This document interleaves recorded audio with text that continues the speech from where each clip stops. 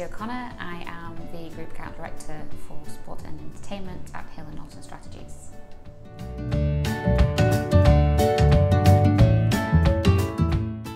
So our award-winning campaign, which was for Best Sport and Entertainment and Best Digital PR, was for Adidas Tango League. In a nutshell, we were trying to find, connect and build football influencers in the UAE and Saudi Arabia. Adidas noticed there was a trend for dark social referrals.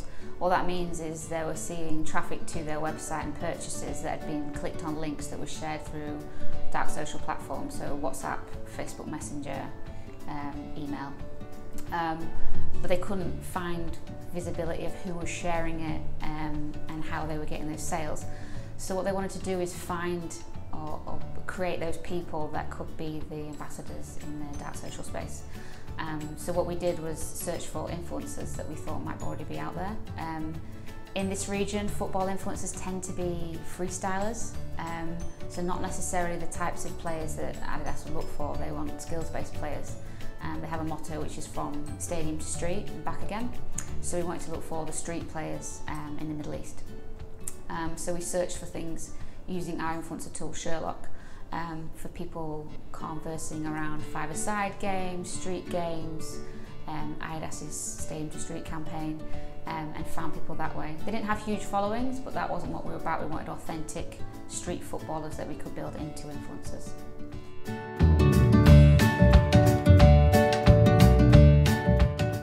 I think the main objective for ourselves and Adidas was to find the future faces of football in the Middle East. You know, there is not that many sporting magazines left in the region. There's been a few football titles which have gone and left. So we needed to find people that could talk about the brand authentically and also understood the game, which was crucial for them as well.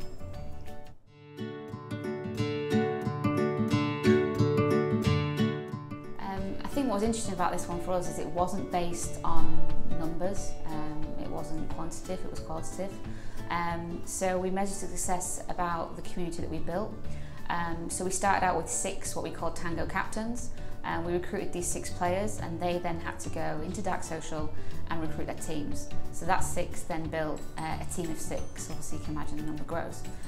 We held our first event in October, and then from that more word of mouth was created in the dark space, and then we had a second event in June of this year, 2018, ahead of the World Cup. Which then grew that number to around 80. So we were quite proud of the fact that we had a large number of football players involved. But for me, the key measure was Adidas wanted to put these players on a platform for their brand, obviously, but also for the players. A lot of them in this region, if they don't make it into professional football leagues, they still go and play 7-a-sides or 5-a-sides. But there are some amazing talent in this region, and by putting them on a pedestal, we have, I think there's 3 on trial, but the main highlight for me was that the first MVP, most valuable player, Yahya, was signed by Al Wada UAE football team. He also had trials with PSG in Malaga, so it shows the amplification that Adidas was able to give him, and now he's a professional footballer, so I like to think that was a good measure.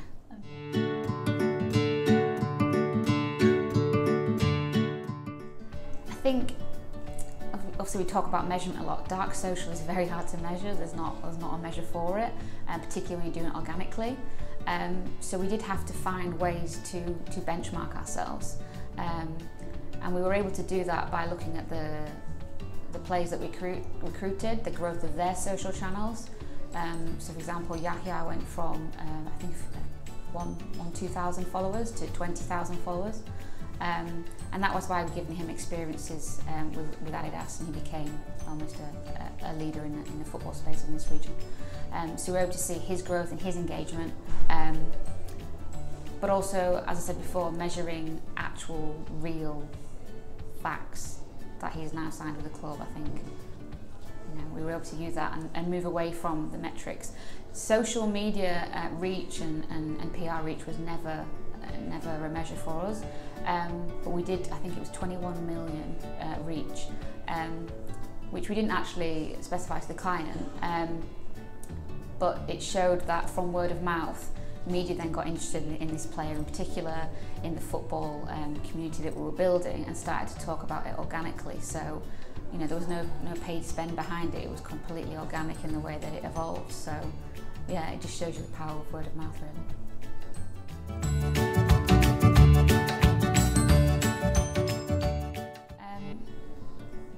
For me and for H&K, we're a group of football fans, and I think for us it was being able to pull together a group of youths that might have played for clubs when they were younger and released, and bring them together and seeing what talent is in this region. I think for me personally that was a key highlight. Obviously the results followed, but we generally do love football at H&K, so it was nice to give something back to the region.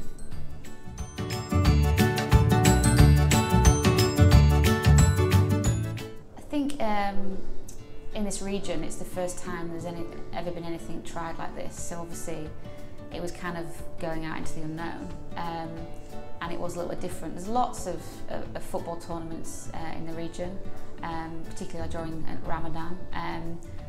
There's clearly an appetite for it, but it's recruited with paid, with PR.